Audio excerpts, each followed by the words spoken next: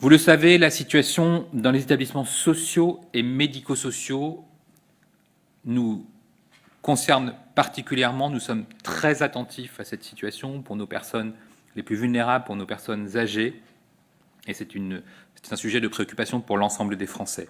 Nous avons donc mis en place un dispositif spécifique de signalement qui est testé depuis le 28 mars, qui monte progressivement en charge pour avoir une remontée des données issues de l'ensemble des établissements d'hébergement de personnes âgées dépendantes, dont vous connaissez évidemment la grande variété sur le territoire national, et les établissements médico-sociaux.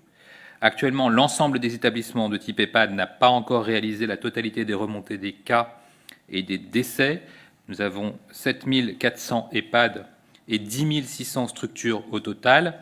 Les données sont donc toujours en consolidation. Nous avons cependant des premiers chiffres partiels, avec de grandes inégalités dans le recueil entre régions, et un travail important est en cours pour regrouper l'ensemble de ces données. Nous constatons 14 638 cas confirmés ou possibles d'infection par Covid, et nous déplorons ce soir 884 décès survenus au sein des établissements sociaux et médico-sociaux et rattachés à l'infection Covid-19. Outre le fait que c'est une nouvelle extrêmement triste qui concerne les personnes âgées auxquelles nous sommes évidemment très attachés, je voudrais donner ces chiffres avec beaucoup de précaution et surtout vous rappeler quelques éléments.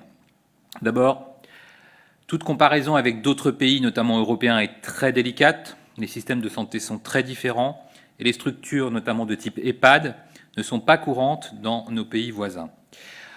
Ensuite, et c'est encore plus important, je voudrais saluer les 400 000 professionnels qui œuvrent au quotidien avec un engagement remarquable partout sur le territoire, avec un dévouement extrême que nous connaissons, que nous découvrons, que nous remercions chaque jour lorsque nous allons voir nos personnes âgées dans ces établissements.